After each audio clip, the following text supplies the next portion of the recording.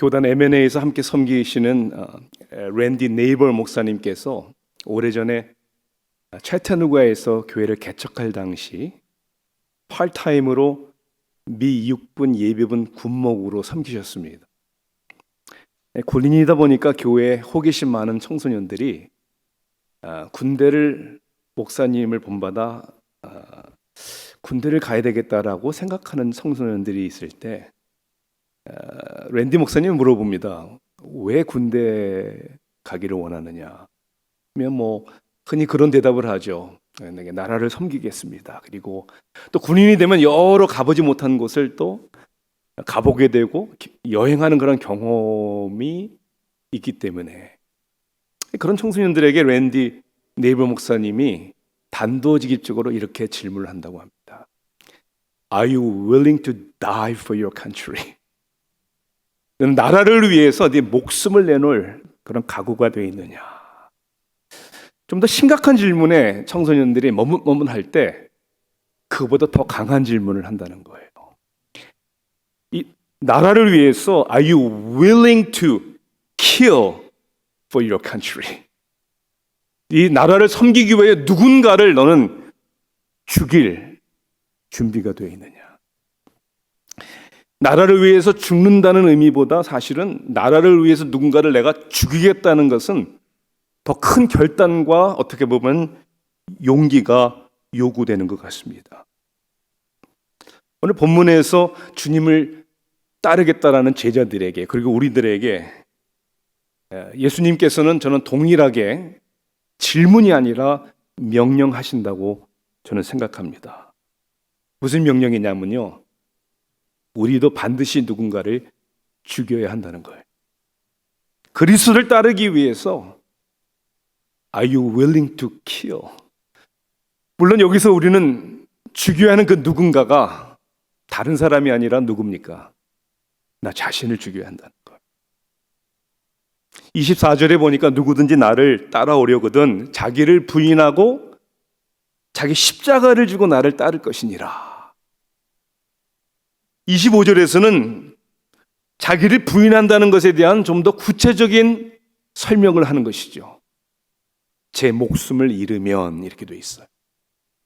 여기서 목숨을 잃는다, lose your life라는 표현은 우리가 일생생활에서 우리가 어쩌다가 길을 가다가 길을 잃거나 정신이 없어서 자동차 열쇠나 때로는 우리 핸드폰을 어디지 잃어버리는 그런 약한 의미가 아니에요.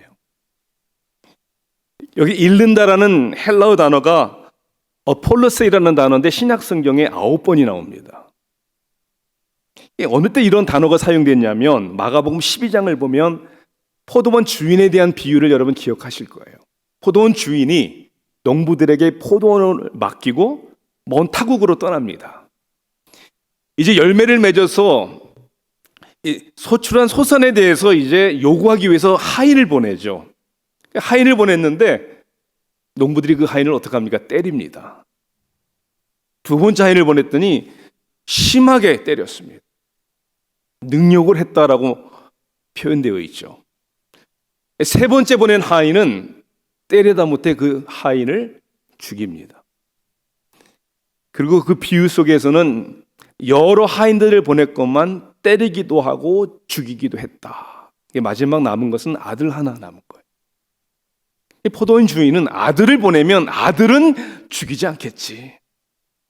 그런데 그 아들을 보내자 농부들은 상속을 받을 유일한 아들이니까 이 아들만 죽이면 되겠다 해서 그 아들마저 죽였다고 했어요.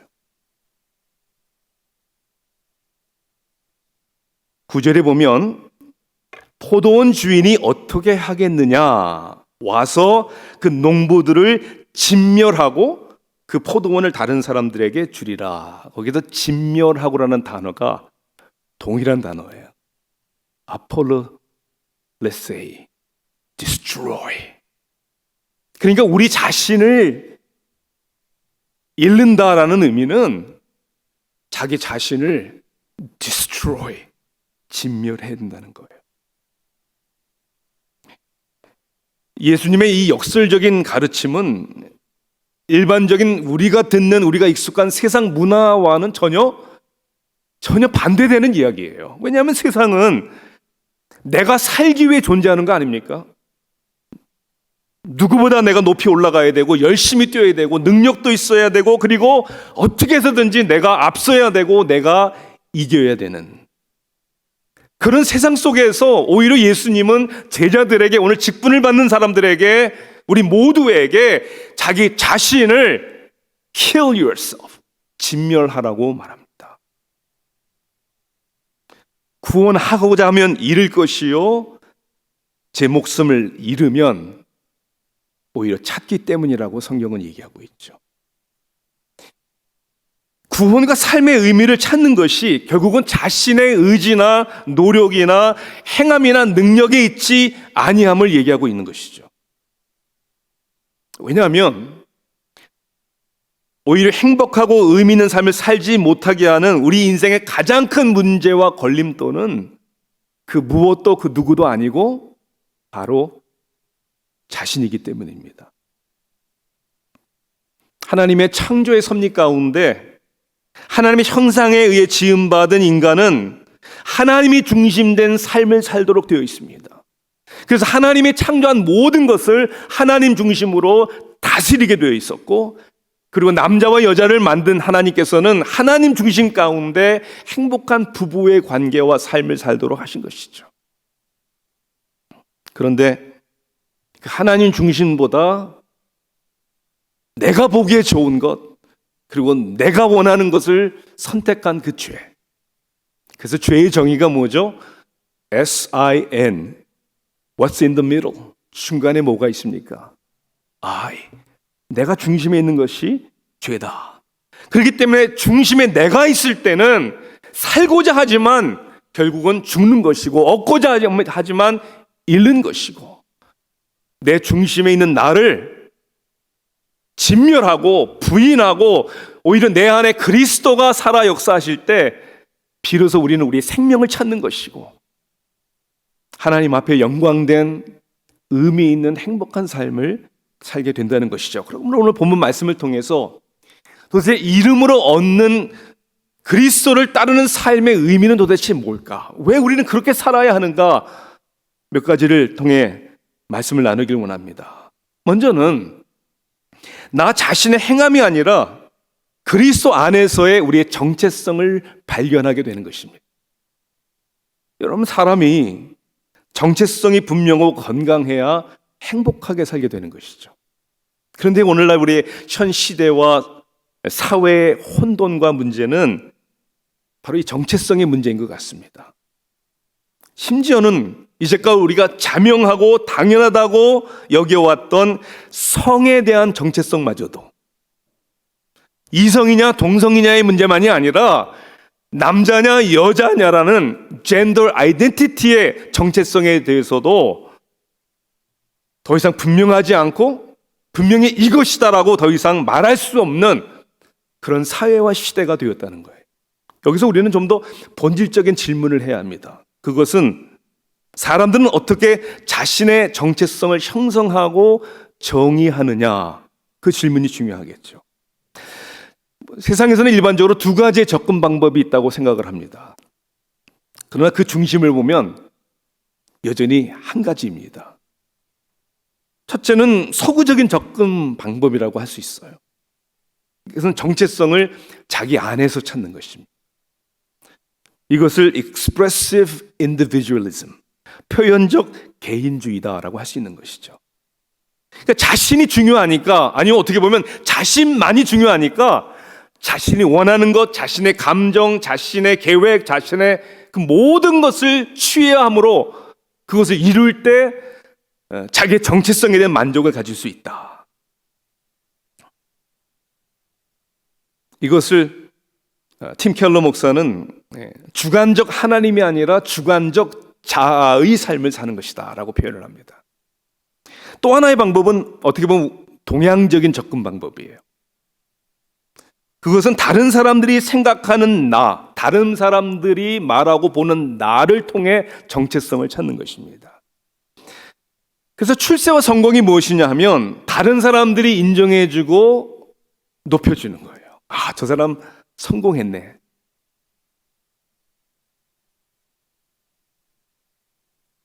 사실 이런 동양적인 접근 방식도 그 중심에는 누가 있는 것입니까? 내가 있는 거예요. 열심히 공부하고 열심히 노력하는 이유도 결국 다른 사람들의 칭찬과 인정함을 통해서 나의 가치를 느끼고 체험하겠다는 것이죠. 이것이 서양적인 방법이든 동양적인 접근 방법이든 여러분 도대체 문제가 있어요. 여기에는 어떤 문제가 있습니까? 첫째는 내가 원하는 것조차도 불투명하다는 거예요. 사람들은 나이에 따라서 상황에 따라서 내가 원하고 추구하는 게 늘 달라집니다. 그리고 무엇이 나에게 진정으로 좋은지도 우리는 제대로 알지 못하고 있다는 것이죠. 또 하나의 문제는 비현실적인 문제예요. 자신이 원하는 것이 자신의 마음대로 다 되지 않는다는 거예요. 여러분들은 어떠세요? 이제까지 한 인생을 살면서 생각하고 원한 대로 모든 것이 다 이루어졌습니까? 아니요. 거의 다 안 이루어졌어요. 또 하나의 문제는 내가 잘 나가는데도 늘 비교의식 가운데 늘 부족하고 불만족하다고 생각하는 것이죠. 나보다 더 똑똑한 사람, 나보다 더 잘난 사람, 나보다 더 열심히 있는 사람이 늘 우리 주위에 있으니. 더 큰 문제는 자신이 원하는 자기의 정체성을 찾기 위해서 노력하는 것을 끊임없이 추구하는 가운데 수고와 무거운 짐에 시달리게 되는 것이죠. 성경은 우리의 정체성을 찾는 다른 길을 말씀해 주는 거예요. 예수님이 제자들에게 묻습니다. 사람들이 인자를 누구라 하더냐? 그리고 너희들은 제자들에게 나를 누구라 하더냐? 예수님이 왜 이 질문을 하셨을까요? 예수님이 당신의 정체성에 대해서 불확실하기 때문에 이 질문을 하셨나요? 아니겠죠. 혹은 혹은 제자들이 나에 대해서 뭐라고 말하나 사람들의 인정함을 듣기 위해서 예수님이 질문하신 것입니까? 아니요. 그 예수님의 질문에는 예수님 자신에 대한 정체성의 질문이 아니고 사실은 질문을 듣는 제자들의 정체성이 초점이었다는 것을 우리는 기억해야 합니다. 즉, 예수님을 어떻게 이해하고 예수님을 어떻게 믿고 예수님에 대해서 고백을 하느냐가 어떤 정체성이 주어지느냐가 결국은 결론 지어지기 때문입니다. 다시 말해서 진정한 정체성은 내가 찾고 내가 만드는 것이 아니라 우리에게 주어지는 것입니다. 그리고 그것은 예수님에 대한 우리 각자 개인의 그리고 우리의 신앙 고백에 달려 있다는 것이죠. 주는 그리스도시요 살아계신 하나님의 아들이라는 신앙 고백이 베드로를 복 있는 자라고 주님은 말씀하셨고, 예수님의 죽으심에 대해서, 고난받고 죽으심에 대해서 예수님을 붙들고 항변하고 주님 그리 마옵소서 결코 죽게 미치지 아니하리다 라고 얘기한 그 고백에는 사탄아 내 뒤로 물러가라. 즉 팀 켈러가 말했듯이 주권적 자아의 고백에는 하나님과 상관없는 정체성이 되는 것이죠. 이 자아 중심, 행위 중심의 정체성은 위험할 뿐 아니라 반드시 실패와 불행으로 몰고 갑니다. 그래서 팀 켈러 목사는 역시 동일하게 이런 얘기를 하죠. 만약에 여러분의 정체성을 그리스도가 아닌 행위에서 찾으려고 한다면 여러분 잘 들으세요. 여러분의 성공은 머리로 갈 것이고 여러분의 실패는 여러분의 가슴으로 갈 것이다. 성공하면 교만해지는 것이고 실패하면 좌절해지는 것이죠. 그래서 저는 이렇게 얘기합니다. 여러분들의 신앙 고백이 여러분의 아이덴티티입니다. 결국 주권적 자아에서 하나님을 믿고 신뢰하는 삶으로 바뀌는 것인데, 이것은 우리가 예수님을 믿을 때 우리의 신분이 바뀌는 한 번의 역사로 끝내서는 안 되고요. 계속 우리의 삶 속에 나의 정체성은 내 안에 하나님이시다, 그리스도시다라는 고백과 삶의 열매가 맺어져야 한다는 것이죠. 우리가 개인 정보를 써야 하는 이 애플리케이션을 적다 보면은 뭐 이름, 주소, 생년월일, 미국에서는 인종, 레이스 다 이렇게 우리가 쓰잖아요. 쓰다 보면 또 우리의 싱글이냐, married, 결혼했냐를 이렇게 우리가 표시하죠. 그게 여러분에 대한 이야기 아닙니까? 여러분들의 삶에 대한 바이오, 스펙, 여러분의 이력서, 많은 세상적인 것도 있겠지만 여러분의 인생의 이력서에는 가장 중요한 게 뭐냐면 married예요. married. 나는 그리스도와 연합한 사람이다. 나는 그리스도와 하나다. 나는 그리스도 안에 있고 그리스도는 내 안에 있습니다. 그것이 자기를 destroy, 진멸하고 그리스도 안에서 사는 사람들의 흔들리지 않는 건강한 아이덴티티, 정체성이 되는 거죠. 또 두 번째는 나 자신의 욕심이 아닌 그리스도의 가치를 추구하는 것입니다. 예수님께서 제자들을 부르실 때 무엇을 요구하셨나요? 오늘 여러분들을 향하여 주님은 무엇을 요구하실까요? 오늘 세워지는 직분자들을 향하여 주님은 무엇을 요구하실까요? 열심히 섬기라고 하지 않으십니다. 비전을 크게 가지라고도 얘기하지 않습니다. 나를 따라오너라. Follow me. 나와 함께 하자. 마가복음 3장 14절에서도 예수님께서는 제자들을 그리고 우리를 부르시는 목적을 이렇게 묘사하고 있습니다.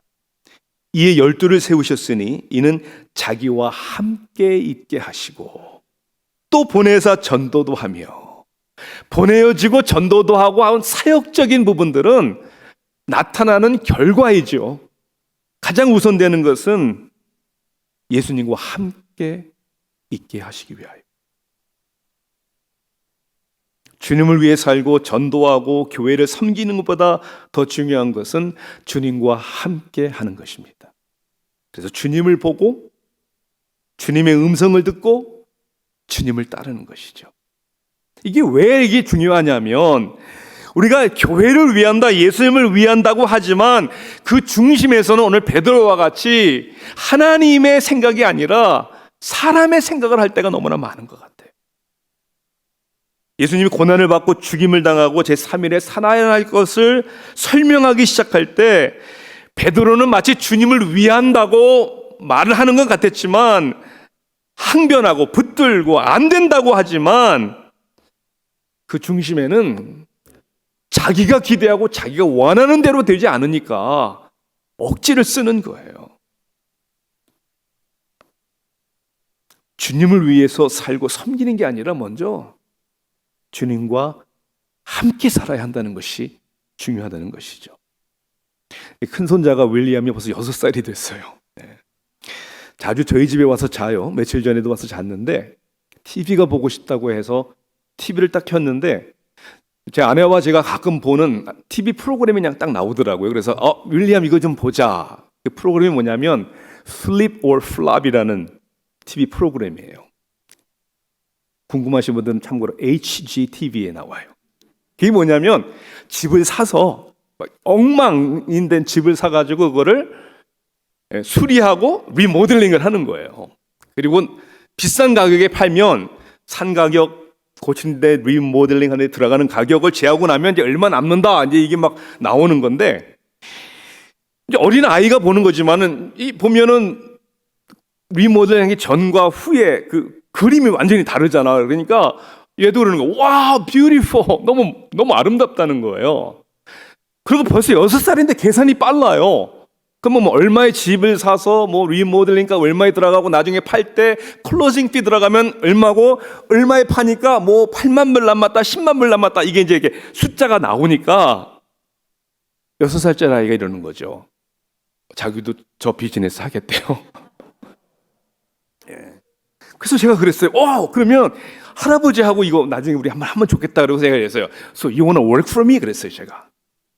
You wanna work for me? 그랬더니 No, I want to work with you. 좀 당돌하다는 생각도 들었지만 I want to work with you 라는 말에 괜히 마음에 기분이 좋았어요. 왜냐하면 일보다 더 중요한 것이 함께 하는 것이기 때문입니다. 오늘 직분을 받는 분들에게 그리고 오늘 온 성도님들에게 저는 하나님의 말씀으로 권면드립니다. 직분을 받는 것이 그 사람의 정체성을 바꾸는 것이 아닙니다. 절대로. 사람이 달라지는 게 아니에요. 여러분의 바램이나 여러분의 비전이 여러분의 업적이 여러분의 정체성을 형성하는 것이 아닙니다. 우리가 직분을 받고 사명을 받아서 교회를 위해 주님을 위해 열심히 섬기는 것이 우리의 우선순위가 아닙니다. 우리의 우선순위는 주님과 함께하는 것입니다. 그래서 그분의 진리와 그분의 은혜가 나의 마음과 나의 삶과 나의 가정을 그리고 나의 교회를 충만하게 할 때 비로소 그 삶 속에 그 교회 속에 비전이 있는 것이고 주님이 그런 사람들을 통해서 당신의 교회를 세우시는 것입니다. 그래서 그 첫사랑을 잊으면 안 되는 거예요. 25년 전인가 제가 타주에서 부교역자로 섬기던 당시에 약 1시간 운전거리에 있는 지교회를 주일 오후와 저녁마다 사역을 했습니다. 한 번은 돌아오던 주일 저녁 시간이었습니다.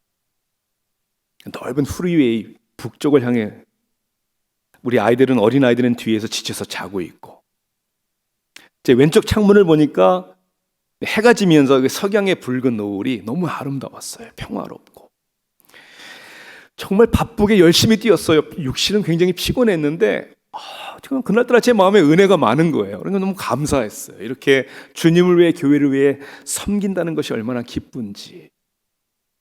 그냥 감사와 기쁨의 마음이 있는데 그 순간 주님이 제 마음에 그런 음성을 주셨어요.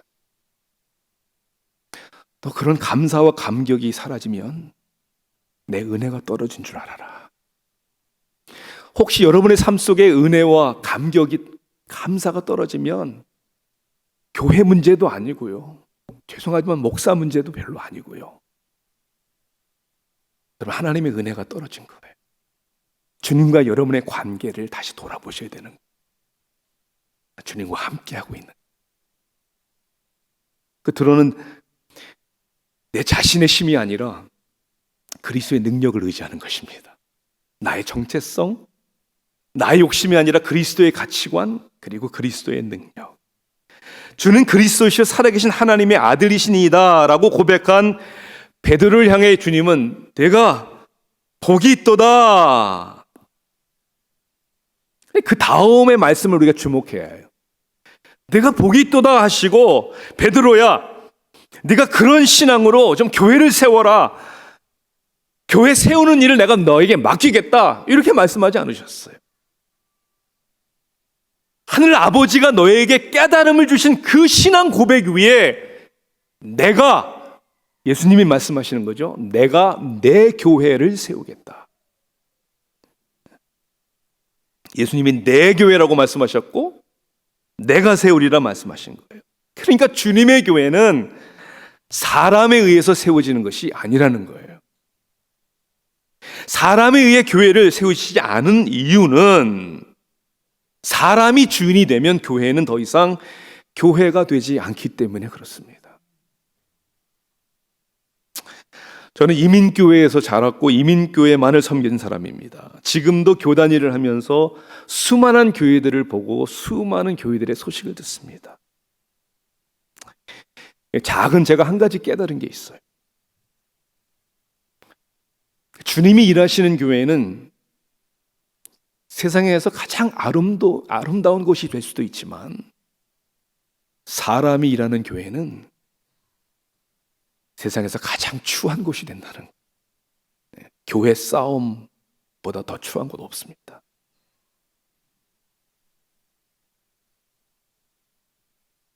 나의 정체성을 나타내려고 하는 사람들, 교회는 이래야 한다는 자신의 생각과 신앙으로, 신념으로 좌지우지하려고 하는 사람들. 그리고 자신의 의지와 영향력과 심지어는 물질로 교회를 세울 수 있다라는 착각 속에 빠져 있는 사람들이 중심이 된 교회는 더 이상 교회가 아니죠. 그래서 오늘 말씀을 통해서 오늘 직분자들이 우리 모두가 그리스도를 향한 올바른 신앙 고백이 있어요. 그리고 주님과 함께하고 주님이 기뻐하시는 일이 뭔지를 함께 고민하고 기도하는, 그리고 우리가 주님을 위해 할 수 있는 일이 아니라 주님이 우리를 통해서 할 수 있는 일이 무엇인가를 감히 함께 꿈꾸는, 저는 그런 마테나타 새교회가 되기를 간절히 축원합니다. 인간의 본성은 아무리 똑똑하고 성공하고 잘났어도 누군가의 인정함과 사랑을 받기를 원하는 것 같습니다. 나를 알아주기를 원하는, 나를 사랑해주고 인정해주는 그 누군가가 정말 훌륭하고 존경하는 사람이라면 그 의미가 더 크겠죠. 제가 어느 교회라고는 얘기 안 하겠지만 제가 목회를 할 때 제 마음이 힘들 때가 여러 번 있었어요. 아마 그거는 어느 성도님 때문보다도 제 자신 속에서 연약함과 부족함을 발견할 때가 가장 힘들었어요. 사실은 제 마음의 고민을 쉽게 털어놓을 사람들도 얼마 없고, 한 번은 아직도 기억이 납니다. 조언을 구하기 위해서 프레미리 교회 랜디퍼 목사님에게 이메일을 보냈어요. 한번 이렇게 만나서 상담해 줄 수 있냐고. 물론 그 목사님이 저를 알기는 알지만 대형교회 목사님이시잖아요. 얼마나 바쁘시겠어요. 저와 같은 사람들이 얼마나 그러한 면담 요청을 하겠어요. 그래서 이만큼 기대하는 마음으로 이메일을 보냈는데 바로 연락이 왔어요. 점심시간에 같이 만나서 점심하면서 대화하자. 그 자체가 충격이었습니다. 점심을 같이 하면서 제 갈등과 고민의 이야기를 들어주면서 정답을 얘기해 주지 아니하고 자신이 고민했을 때, 자신도 그런 갈등이 있었을 때 주님 앞에 어떻게 응답을 받았느냐 이야기를 해주시고, 점심값을 굳이 제가 대접하겠다고 하는데도 아니라고 하면서 한국식으로 본인이 점심을 내어주시고, 저는 그날이요 정말 얼마나 큰 위로와 힘을 받았는지 몰라요. 그렇잖아요. 존경받는 한 목회자의 관심과 사랑을 받을 때 얼마나 힘이 됐는지 몰라요. 다시 일어서서 다시 열심히 또 가봐야지. 사랑하는 성도 여러분, 우리가 존경하는 훌륭한 사람의 관심과 사랑을 받아도 이렇게 우리의 자아가 건강해지고 힘을 얻는데, 여러분을 그보다 비교할 수 없는 관심과 사랑으로 여러분과 함께 하시는 주님을 기억하셔야 합니다. 본체가 하나님이시지만 하나님과 동등됨을 여기지 아니하시고 오히려 자기를 비워 이 땅에 육신의 몸을 입고 오셨습니다. 그리고 우리를 향한 하나님의 사랑 확증하시기 위해서 십자가에서 나를 위해, 여러분들을 위해 죽임을 당하시고 우리의 영원한 소망이 되시기 위하여 장사한 지 사흘 만에 부활하시고, 그리고 ultimate victory, 최후의 승리를 위하여 다시 왕의 왕으로 재림하실 그 예수님, 기도와 말씀 가운데 우리가 언제든지 그분 앞에 나가면 그분은 우리를 만나주시고 우리의 기도를 들어주시고 우리를 붙들어 주시는 그 주님이기에 오늘 우리 자신을 진멸해야 합니다. 부인해야 합니다. 십자가를 져야 합니다. 그리고 그분을 바라보고 따라야 합니다. 그런 직분자들, 그런 성도님들, 그런 목회자가 될 때 그리스도인하여 오늘도 교회가 세워지고 하나님께서 큰 영광을 받으시게 될 줄로 믿습니다. 기도하시겠습니다.